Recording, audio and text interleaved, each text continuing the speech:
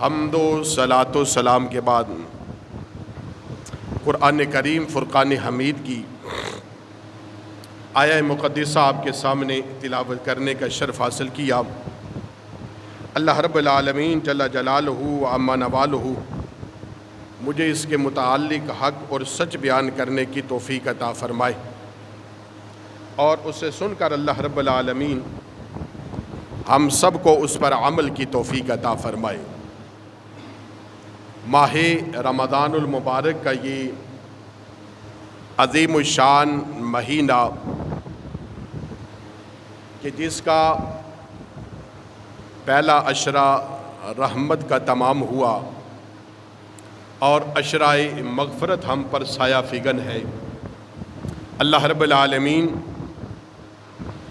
اس عشرہ مغفرت کی برکت سے ہمارے ماں باپ، بہن بھائی، رشتہ دار، مومنین مومنات، مسلمین مسلمات جو اس دنیا سے پردہ کر گئے، اللہ ان کی بخشش اور مغفرت فرمائے، اور اس ماہ صیام کے اس عشرہ مغفرت کے صدقے سے اللہ رب العالمین ہم سب کی بے حساب بخشش اور مغفرت فرمائے، ہمارے صغائر و کبائر کو معاف فرمائے، جو روزے رکھے اللہ انہیں اپنی بارگاہ میں قبول فرمائے، اور باقی جو ہیں انہیں صحیح معنوں میں رکھنے کی سعادت عطا فرمائے۔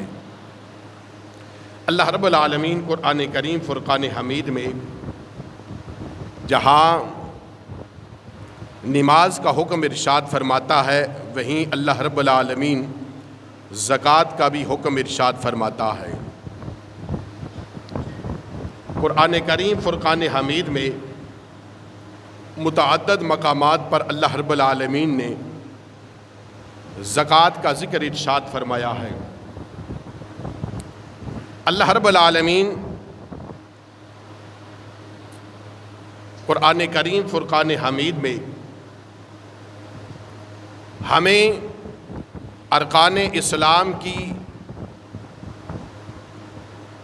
بنیاد اور ان پر عمل کا جو حکم ارشاد فرماتا ہے، اسی کے ساتھ ساتھ اللہ رب العالمین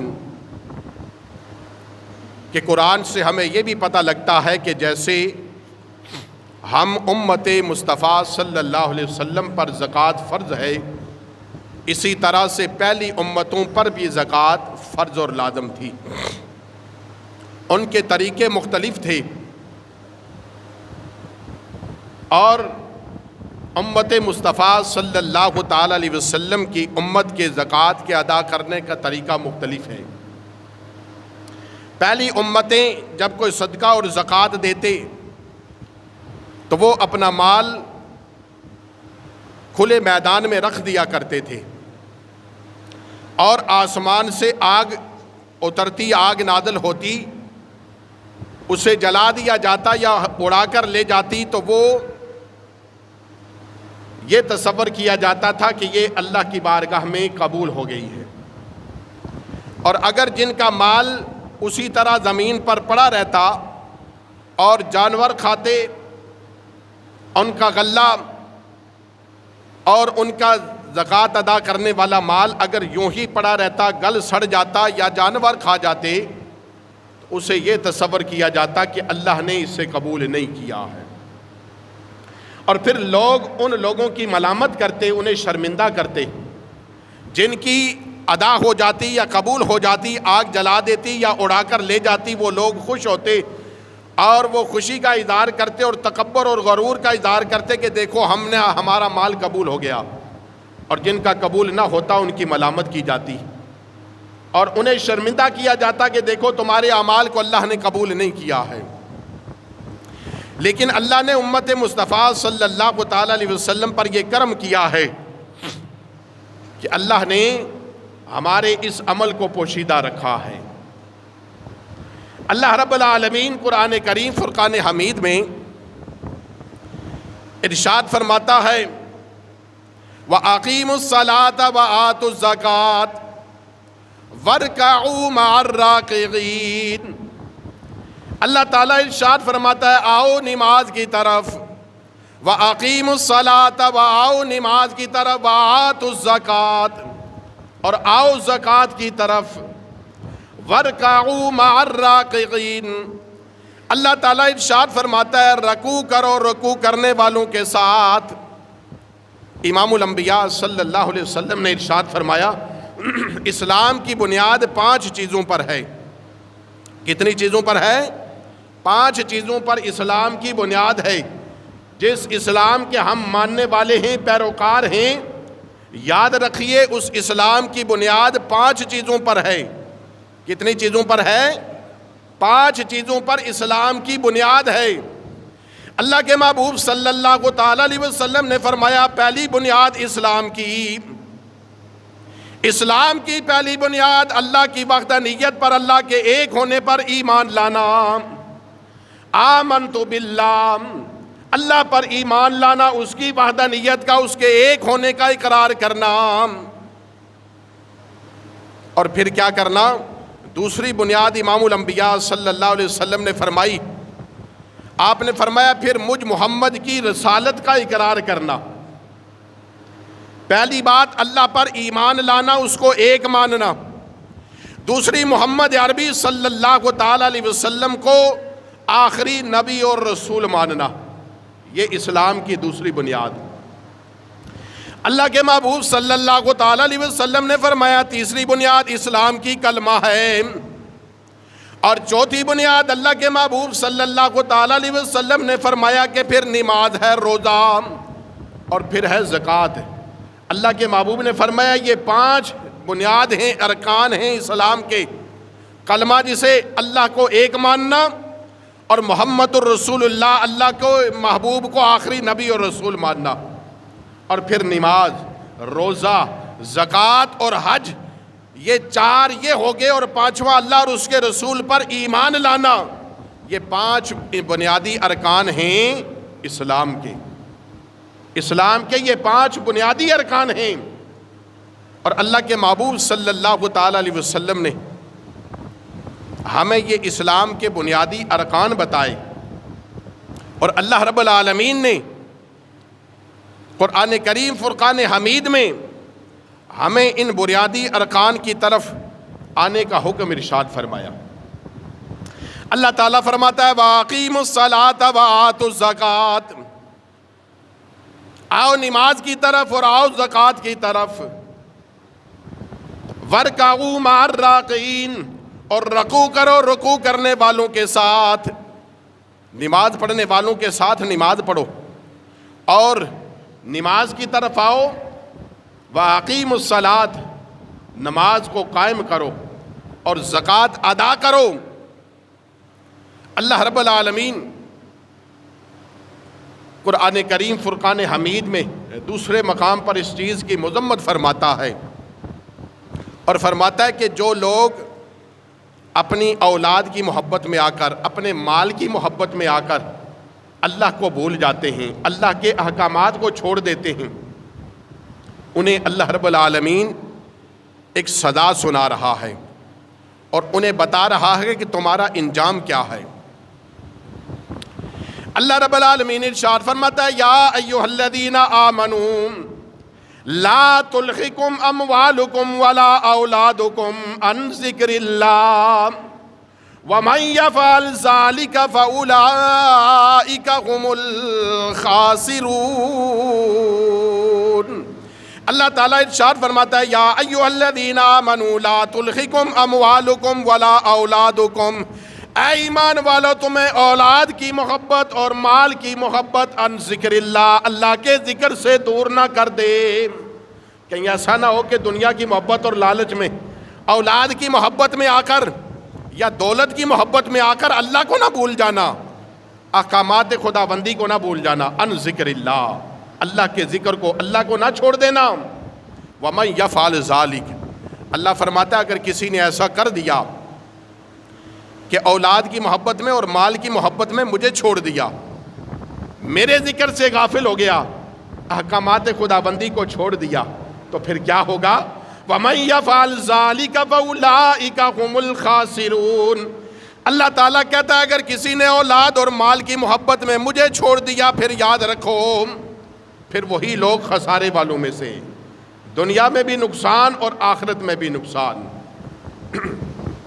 حضرت ابو امامہ باہلی رضی اللہ تعالیٰ عنہ اس حدیث پاک کے راوی ہیں۔ آپ کہتے ہیں کہ ایک شخص حضور کی بارگاہ میں حاضر ہوا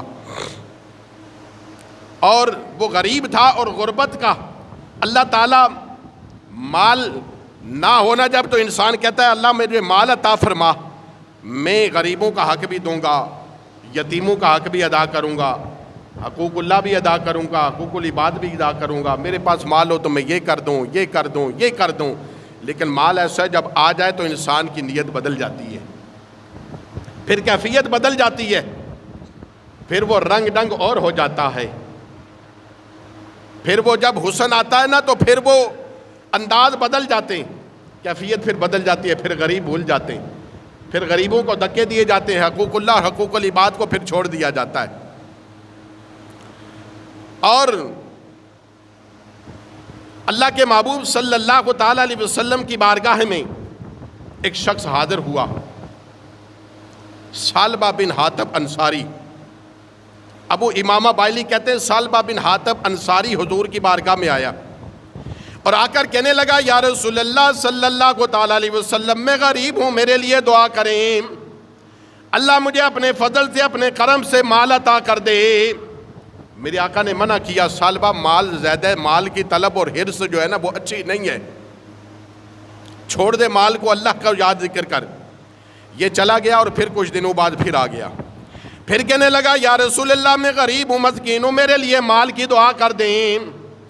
اللہ کے نبی نے مال کی جو ہے نا پھر منع کیا، پھر تیسری بار پھر آتا ہے کہتا ہے یا رسول اللہ حالات بڑے خراب ہیں، بڑی غربت اور افلاس اور جو یا رسول اللہ کمزوری آ گئی ہے، میرے لیے دعا کریں اللہ مال عطا کر دے۔ یا رسول اللہ اللہ مال دے گا تو میں اللہ کی راہ میں بڑا خرچ بھی کروں گا، دوں گا بھی۔ اللہ کے محبوب صلی اللہ تعالیٰ علیہ وسلم نے ہاتھ اٹھائے اور دعا کی، اے اللہ ثعلبہ کو مال عطا کر دے۔ حضور کی دعا کا صدقہ تھا، ثعلبہ نے بکریاں رکھی اور بکریوں میں حضور کی دعا سے اتنی برکت ہو گئی کہ ثعلبہ جو 5 ٹائم حضور کی بارگاہ میں نماز پڑھنے آتے تھے اب ثعلبہ صرف ظہر یا عصر میں آتے۔ اب بکریاں اتنی زیادہ ہو گئیں کہ ثعلبہ ظہر اور عصر سے بھی گئے، بکریوں کا ریوڑ لے کر جو ہے نا وہ مدینے کی بستی سے دور چلے گئے۔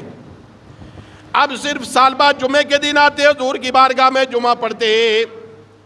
کچھ عرصہ گزر گیا، ثعلبہ کے پاس بکریاں اتنی زیادہ ہو گئیں کہ مدینے کی بستی سے دور جنگل میں جانا پڑا۔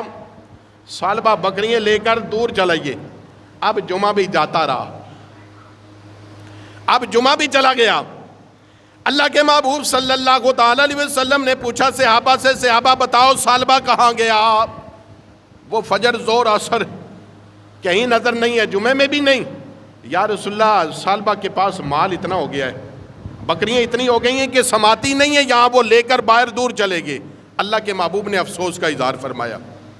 اب وقت گزرتا چلا گیا، جب زکوٰۃ کا حکم نازل ہوا تو اللہ کے محبوب صلی اللہ تعالیٰ علیہ وسلم نے عاملین زکوٰۃ کو 2 صحابہ کو مقرر کیا کہ جاؤ زکوٰۃ کا مال جمع کر کے لاؤ۔ اب یہ زکوٰۃ کا مال مسلمانوں سے جمع کرتے اور جمع کر کے غرباء میں تقسیم ہوتا۔ اب ثعلبہ انصاری کے پاس اللہ کے محبوب صلی اللہ تعالیٰ علیہ وسلم کے مقرر کردہ عاملین زکوٰۃ پہنچے اور ثعلبہ سے کہا ثعلبہ اللہ نے تجھے مال دیا اور اللہ کے نبی نے زکوٰۃ کا حکم دیا ہے، اللہ کی بارگاہ سے زکوٰۃ کا حکم نازل ہو گیا اور زکوٰۃ کے لیے ہمیں مقرر کیا گیا، اے ثعلبہ اپنے مال سے زکوٰۃ دے اور ہم لے کر حضور کی بارگاہ میں پیش کریں گے۔ ثعلبہ نے کہا یہ کیسا ٹیکس لگا دیا اللہ کے نبی نے؟ وہ ثعلبہ جو کہہ رہے تھے میں غریبوں کا حق ادا کروں گا، میں مال ملا تو لوگوں میں تقسیم کروں گا، آج وہ ثعلبہ کہتا ہے یہ جزیہ لگا دیا اللہ کے نبی نے، ٹیکس لگا دیا ہے۔ ان عاملین زکوٰۃ سے کہتا ہے جاؤ تم کہیں اور سے جہاں سے لینی ہے لاؤ، پھر میرے پاس آنا، پھر میں بات کروں۔ واپسی پر عاملین زکوٰۃ آئے، پھر ثعلبہ کے پاس، ثعلبہ نکال یہ زکوٰۃ دے۔ ثعلبہ کی نیت خراب مال کے اور اللہ کے محبوب صلی اللہ تعالیٰ علیہ وسلم کے یہ غلام جو زکوٰۃ لینے گئے تھے انہیں کہنے لگا کہ ابھی میرے پاس وقت نہیں ہے، میں اس بارے میں سوچوں گا اور پھر میں سوچنے کے بعد پھر میں اگر ہوا تو لے کر خود ہی آؤں گا، تم جاؤ۔ مال آنے کے بعد کیفیت بدل گئی۔ سالبہ کے بعد جب مال نہیں تھا کہتا تھا مال آئے گا تو اللہ کے راہ میں خرچ کروں گا، آج مال آ گیا سالبہ کہتا ہے یہ کیسا ٹیکس لگا دیا۔ عاملین زکوٰۃ جب واپس آئے حضور کی بارگاہ میں، ابھی کچھ بتایا نہیں، اللہ کے محبوب صلی اللہ تعالیٰ علیہ وسلم نے فرمایا سالبہ پر افسوس، افسوس کا اظہار فرمایا۔ اللہ اکبر۔ میرے آقا علیہ الصلوۃ والسلام کے صحابہ نے بتایا یا رسول اللہ سالبہ نے ہمیں یہ بات کہی ہے، اللہ کے محبوب صلی اللہ تعالیٰ علیہ وسلم کو رب ذوالجلال نے منع فرمایا کہ ایسے مال کی اللہ اور اس کے رسول کو ضرورت نہیں ہے۔ اللہ اکبر۔ جب یہ آیہ کریمہ نازل ہوئی، سالبہ کی مذمت میں نازل ہوئی، تو اس کا کوئی رشتہ دار بیٹھا تھا حضور کی بارگاہ میں، اس نے جا کر سالبہ سے کہا سالبہ تیری مذمت میں آیت نازل ہو گئی ہے، اللہ نے تیرے نبی صلی اللہ تعالیٰ علیہ وسلم کو مال تیرا لینے سے منع کر دیا ہے کہ وہ لوگ جو پہلے بڑے وعدے کرتے ہیں کہ ہمارے پاس مال ہو تو ہم یہ کر دیں گے، یہ کر دیں گے، مال آیا تو نیت بدل گئی۔ اب یہ سالبہ جو تھا نا، یہ بکری لی یا مال لیا اور لا کر حضور کی بارگاہ میں پیش کرتا ہے، لیجئے حضور۔ اللہ کے نبی صلی اللہ تعالیٰ علیہ وسلم نے مال لینے سے منع کر دیا۔ اللہ کے نبی نے فرمایا مجھے رب نے تیرے مال سے لینے سے منع کر دیا ہے۔ وہ سالبہ جس کے مال کو اللہ اور اس کے رسول نے ناپسند کیا، منع فرما دیا، وہ سالبہ سر میں مٹی ڈالتا ہے، توبہ استغفار کرتا ہے، معافی مانگتا ہے کہ اب مال لے لو جتنا لینا ہے سارا لے لو، لیکن وہ جو وقت پر بات تھی نا، جب حکم خدا اور رسول تھا اس کا انکار کر بیٹھا۔ اب سیدنا صدیق اکبر کا دور آیا، میرے آقا نے پردہ فرمایا صدیق اکبر کا دور آیا تو پھر لے کر سالبہ آتا ہے مال۔ اے صدیق اکبر، اے امام الانبیاء صلی اللہ تعالیٰ علیہ وسلم کے جانشین، آپ میرا مال قبول کریں۔ سیدنا صدیق اکبر نے منع کیا کہ جس مال کو اللہ رسول نے پسند نہیں کیا، صدیق اکبر بھی اس مال کو نہیں لیتے۔ پھر فاروق اعظم کے دور میں، پھر عثمان غنی کے دور میں آیا ہے، عثمان غنی کے دور میں اس کا جو ہے نا انتقال ہوا جو ہے نا وہ سالبہ کا، لیکن عثمان غنی تک رضی اللہ تعالی عنہ تک آپ نے کہا کہ جس مال کو اللہ اور اس کے رسول نے قبول نہیں کیا ہم بھی اس مال کو قبول نہیں کرتے۔ اللہ اکبر۔ یہ ہماری سوچ ہے کہ ہمیں جس مال سے زکوٰۃ نکالیں گے تو مال کم ہو جائے گا، لیکن اللہ تعالی ہمیں قرآن میں اس کی بات بتاتا ہے کہ تمہاری نگاہ میں یہ مال کم ہو جاتا ہے، نہیں۔ اللہ کہتا ہے تم نے جس زمین میں فصل بوئی، تم نے زمین میں ایک فصل بوئی اور ایک ایک دانہ تم نے زمین میں بو ڈالا، اب اس ایک دانے کو اللہ نے پیدا کیا، اسے ہرا کیا، اس ایک دانے میں اللہ نے پھر 7 بالیاں لگائیں، 7 کتاریں لگائیں دانوں کی، ایک دانے میں سے اللہ نے 7 بالیاں لگائی، اور 7 بالیوں میں سے پھر کیا رب فرماتا ہے پھر ان 7 بالیوں میں سے میں نے ہر بالی میں، ہر لائن اور ہر کتار میں 100 دانہ رکھ دیا، اور اللہ کہتا ہے کہ میں اپنے فضل سے چاہوں تو میں اسے اور بڑھا دیتا ہوں، اور بڑھا دیتا ہوں۔ بظاہر ہماری مال سے مال نکلتا ہے، کہتے ہیں زکوٰۃ سے مال کم ہو گیا، لیکن ہم نے ایک دانہ زمین کے حوالے کیا، اس رب نے فضل کیا، اس ایک دانے میں 7 بالیاں، 7 بالیوں میں سے ہر بالی میں اللہ نے 100 دانہ پیدا فرما دیا، تو یہ بڑھ گیا یا کم ہو گیا؟ کم ہو گیا یا بڑھ گیا؟ بڑھ گیا نا۔ ایک دانہ لگایا اور اس کے بدلے میں جو ہے نا میں 7 بالی، اور ہر بالی میں جو ہے نا وہ 100 دانہ، تو سمجھ لو 700 دانہ ہمیں گناہ، 700 گنا ہم پر بڑھا دیا گیا۔ تو یہ اگر ہم اللہ کے راستے میں دیں، میرے آقا نے فرمایا، حضرت حسن رضی اللہ تعالیٰ عنہ حدیث پاک کے راوی، آپ کہتے ہیں اللہ کے محبوب صلی اللہ تعالیٰ علیہ وسلم نے ارشاد فرمایا کہ یہ زکوٰۃ دے کر اپنے مالوں کی حفاظت کرو۔ میرے آقا نے فرمایا کہ زکوٰۃ جس مال سے ادا ہو جاتی ہے وہ مال مضبوط قلعوں میں بند ہو جاتا ہے، حفاظت ہو جاتی ہے، اور اللہ اپنے فرشتوں کے ذریعے سے اس مال کی حفاظت فرماتا ہے۔ ایک شخص کا ذکر آیا حضور کی بارگاہ میں. صحابہ نے عرض کی یا رسول اللہ فلاں شخص کا مال نہ پانی کی نظر ہو گیا, طوفان آیا, سمندر آیا, اور یا رسول اللہ اس کا مال غرق ہو گیا. اللہ کے محبوب صلی اللہ تعالیٰ علیہ وسلم نے ارشاد فرمایا جس مال سے زکوٰۃ ادا نہ ہو وہ مال غرق ہونے سے نہیں بچ سکتا, اور جس مال سے زکوٰۃ ادا ہو جائے امام الانبیاء صلی اللہ تعالیٰ علیہ وسلم نے فرمایا وہ جنت کی جانب پل کہلاتا ہے. اللہ اکبر. قارون کا نام آپ نے سنا ہوگا, بڑا غریب آدمی تھا, اور حضرت موسیٰ علیہ السلام کا قریبی رشتہ دار بھی بتایا جاتا ہے. اور یہ قارون انتہائی غریب تھا. موسیٰ علیہ السلام کے پاس آیا, دعا کی کیمیائی کی. اللہ کے نبی نے دعا کی, موسیٰ علیہ السلام نے اسے جو ہے نا کیمیا سکھا دیا, سونا اور چاندی بنانا سکھا دیا. قارون اب سونا اور چاندی بنانے لگا, حتیٰ کہ اتنا ہو گیا کہ رب کا قرآن کہتا ہے کہ ایک زور آور جماعت پر, اونٹوں کی ایک زور آور جماعت پر اس کے خزانوں کی نہ کنجیاں چابیاں جایا کرتی تھی ایک مقام سے دوسرے مقام تک, اتنا خزانہ اس کا. جب اللہ کے نبی موسیٰ علیہ السلام نے زکوٰۃ کا حکم آیا تو زکوٰۃ کا کہا, تو قارون نے سوچا کہ میرے پاس اتنا خزانہ ہے اور اس خزانے میں سے ڈھیر سارا خزانہ جو ہے نا وہ زکوٰۃ کے لیے نکل جائے گا. اب نیت خراب ہوئی. اللہ اکبر. جب نیت خراب ہوئی تو پھر رشتہ داریاں چھوٹ جاتی ہیں, پھر تعلق واسطے ختم ہو جاتے ہیں. جب مال و دولت آ جائے تو آنکھیں پھر جاتی ہیں, پھر کام دوسرا شروع ہو جاتا ہے, پھر اپنے لائق اپنے برابر کسی کو نہیں سمجھا جاتا. اللہ اکبر. کیا انجام ہوا پھر قارون کا؟ موسیٰ علیہ السلام کا قریبی رشتہ دار, چچا زاد بھائی ہے خائے, جو ہے نا بتایا جاتا ہے سیرت کی کتابوں میں کہ چچا زاد بھائی تھا, اور بڑا خزانہ قارون کا خزانے کی ہم مثال دیتے نا کہ فلاں کے پاس اتنا خزانہ, قارون کا خزانہ بڑا مشہور قارون کا خزانہ ہے. تو اب جب قارون نے جب نیت خراب ہوئی کہ اتنا مال نکالنا ہے, تو اس نے اپنی قوم سے مل کر انہیں کہا کہ دیکھو ہم پر اب ٹیکس لگایا جا رہا ہے, ہم سے مال بھی لیا جا رہا ہے.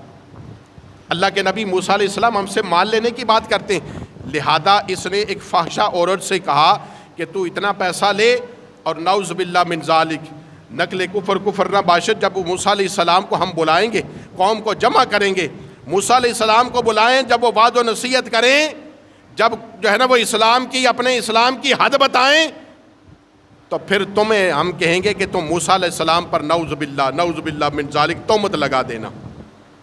تو لہذا ہم مال دینے سے بچ جائیں گے. دیکھو کتنا بڑا نبی کے ساتھ دشمنی کا جو نا, اس مال کی وجہ سے نبی کے ساتھ دشمنی باندھ لی, نبی کے اوپر نعوذ باللہ تہمت لگانے کے لیے.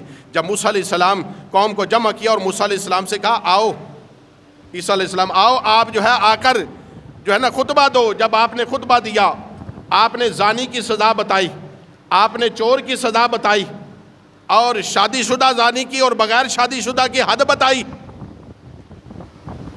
کہ شادی شدہ کو جو ہے نا بغیر شادی شدہ زانی کو 100 کوڑے مارے جائیں, اور شادی شدہ زانی کو جو ہے نا وہ سنسار کیا جائے, جو ہے نا وہ پتھروں سے مار دیا جائے اسے.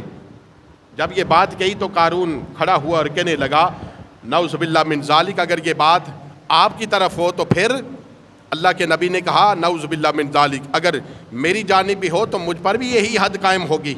اللہ اکبر. اس زانیہ عورت سے کہا کہ بتاؤ تم کیا کہتی ہو. زانیہ نے جو ہے نا وہ تہمت لگائی اللہ کے نبی پر. اللہ اکبر.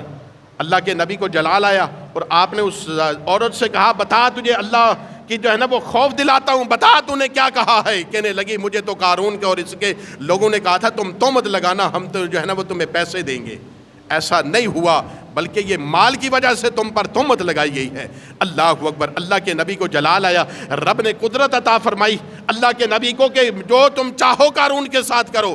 اللہ کے نبی نے زمین میں دسنے کا حکم دیا, قارون زمین میں دس گیا اور اس کا خزانہ سمیت وہ زمین میں دستا چلا جا رہا ہے اور قیامت تک دستا چلا جائے گا. یہ ہے دنیا کا مال اور دنیا کی دولت کی حرص اور لالچ. اور جو مال اللہ اور اس کے رسول کے حکم کے مطابق ہو جاتا ہے وہ مال اللہ اور اس کے رسول کی پناہ میں آ جاتا ہے. نبی کریم رؤوف الرحیم صلی اللہ تعالیٰ علیہ وسلم نے ارشاد فرمایا کہ مال جو زکوٰۃ کا ہے اس کا نصاب اللہ کے محبوب صلی اللہ تعالیٰ علیہ وسلم نے, شریعت نے ہمیں مال جو ہے وہ زکوٰۃ کے لیے ہمیں جو زکوٰۃ کا مال ہے، نصاب ہے، اس کا ہمیں اللہ اور اس کے رسول صلی اللہ تعالیٰ علیہ وسلم نے ہمیں بتایا ہے۔ زکوٰۃ کا انکار کرنے والا کافر ہے، دائرہ اسلام سے خارج ہے، اور جان بوجھ کر دیر کرنے والا گناہگار ہے اور مردود الشہادت ہے۔ اور اسی طرح سے زکوٰۃ کا لغوی معنی ہے بڑھ جانا، پاک ہو جانا، صاف ہو جانا، تجاوز کر جانا، حد سے بڑھ جانا، یعنی جو اللہ کی راہ میں زکوٰۃ نکل جاتی ہے مال، وہ زکوٰۃ سے بڑھ جاتا ہے، وہ مال زیادہ ہو جاتا ہے۔ 7.5 تولے سونا یا 52.5 تولے چاندی یا اس کے برابر کے روپے پیسے یا مال تجارت ہو تو اس پر 40واں حصہ جو ہے وہ زکوٰۃ کا جو ہے وہ نکالنا یہ ہم پر فرض اور لازم ہے۔ لہذا جو حضرات مال اور 40واں حصہ جن کے پاس ہو وہ اپنی زکوٰۃ ضرور نکالیں۔ زکوٰۃ جو ہے یہ فرض عین ہے، اور اسی طرح سے عشر بھی جو ہے وہ بھی جو ہے نا اپنا فصلوں کی زمین پر جو عشر ہے وہ اگر ہم جو ہے نا وہ بارش کے پانی سے یا نمی سے جو فصل حاصل کی جائے اس میں 10واں حصہ، اور جو ہے نا پانی خرید کر جس فصل سے فصل حاصل کی جائے زمین سے تو اس پر 20واں حصہ جو ہے یہ کل فصل پر نکالنا۔ پہلے اس کا جو ہے نا وہ عشر نکالا جائے گا، یہ عشر کی زکوٰۃ نکالی جائے گی اور پھر اس میں تقسیم کیا جائے گا یا پھر اس میں سے خرچہ نکالا جائے گا۔ لہٰذا جس کے پاس 7.5 تولے سونا یا 52.5 تولے چاندی ہو اس کے لیے 40واں حصہ یہ زکوٰۃ ہے۔ لہٰذا آپ حضرات اپنے اموال میں سے زکوٰۃ نکالیں۔ یہ مال زکوٰۃ نکالنے سے کم نہیں ہوتا بلکہ بڑھتا ہے۔ آپ حضرات سے یہ بھی گزارش ہے کہ جس طرح آپ ہر سال مدارس کے ساتھ ان مستحق طلباء و طالبات کے ساتھ آپ حضرات تعاون فرماتے ہیں، اسی طرح اس سال بھی آپ دارالعلوم حنفیہ رضویہ مرکزی عیدگاہ کے طلباء و طالبات کے ساتھ آپ ضرور تعاون فرمائیں۔ اپنا عابد بھائی یہ لائٹ جلانا۔ دارالعلوم حنفیہ رضویہ مرکزی عیدگاہ جو قبلہ مفتی محمد سلیمان چشتی رحمۃ اللہ تعالیٰ علیہ نے 1975 میں آپ نے اسے قائم فرمایا ہے، اور اس کا جو ہے وہ آپ جب سن 64 میں یہاں سرکاری خطیب بن کر جامعہ مسجد میں تشریف لائے تو اس کے بعد آپ نے دارالعلوم حنفیہ رضویہ مرکزی عیدگاہ کو 1975 میں اسے قائم فرمایا ہے۔ اسی طرح سے آپ نے جو ہے وہ جب 64 میں آپ یہاں خطیب بن کر تشریف لائے